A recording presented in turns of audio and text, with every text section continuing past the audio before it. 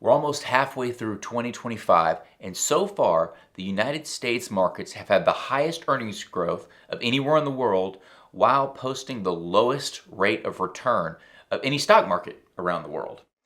And in today's video, we're going to talk about why that is. Many people look at earnings, they look at earnings growth, but there are more pieces to the picture when it comes to calculating your return in the markets. So today's video, we're going to talk about what's happened so far this year and use this as an example to break apart the different pieces that drive the returns in your portfolio. Okay, so let's look at this chart. So this is going to look at different areas of the world, starting with the United States, then we look at the UK, then we look at the rest of Europe minus the UK, we look at Japan, and then we look at emerging markets. And so I'm going to post a little red dot, and that is going to show the return so far this year up until mid-May.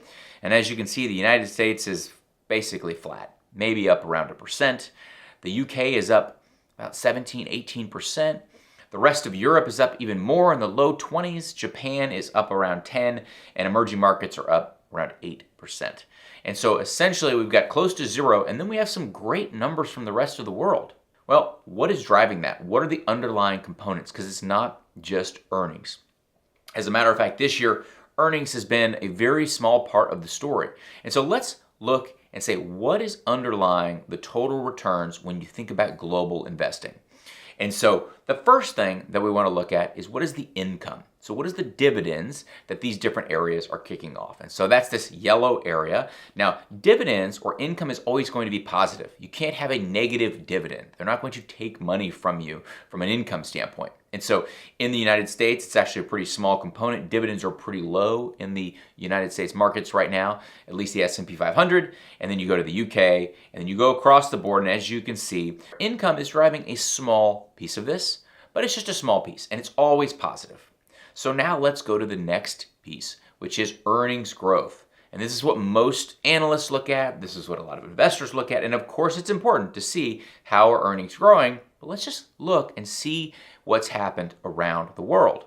And so in the United States, we've had great earnings growth, over 5%. It's very good. And then we look at the UK. UK has actually had negative earnings growth. Same with Europe. Japan, a little bit of earnings growth, and emerging markets, just a little bit of earnings growth. And so if you look at this story, you say, okay, well, the US has a little bit less income than everywhere else, but its earnings growth is way better. How are we getting to these returns where the US is underperforming so dramatically? So we've done income, we've done earnings growth. Now let's look at the change in valuation. In other words, how much are people willing to pay for those valuations or those earnings? And so when I talk about price to earnings ratios and all these ratios that we've done videos about, this is the change in valuation. People are willing to pay more or less for earnings and dividends at different points in time. And so what's happened so far this year? Well, we look at the US, the green bar goes down. What does that mean? It means people are willing to pay less for the dividends of earnings of the US than they were 6 months ago. What does it look like for the rest of the world? Well, it's been very positive in the UK and the rest of Europe, slightly lower in Japan, slightly positive in emerging markets. And so this is a big detractor or removed quite a bit of positive returns in the United States markets, but it was a big tailwind in the rest of the world.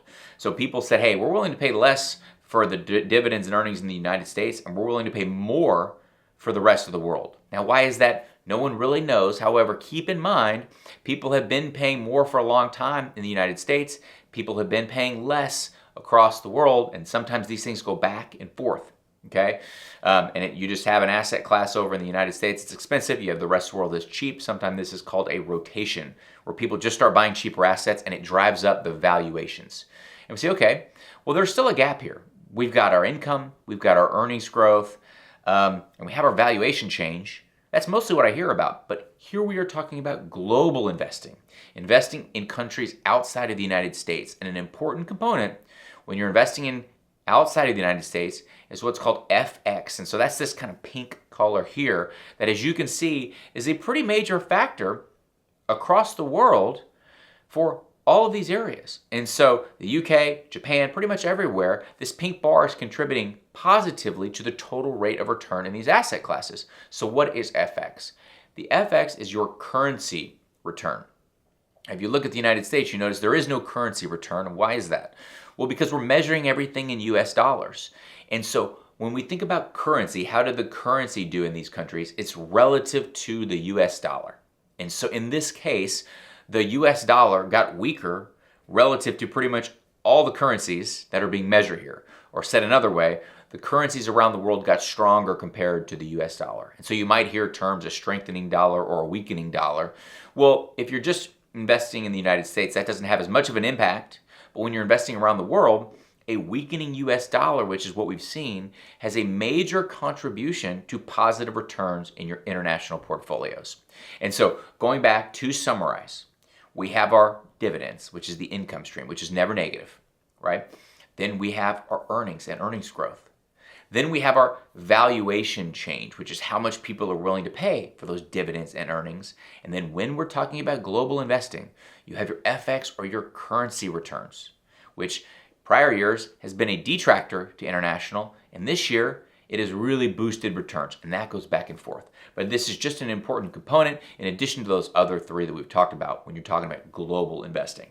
And more than anything, as I always say, you should know what you own and know why you own it. I hope you found this helpful. And as always, thanks for investing your time with the Personal CFO.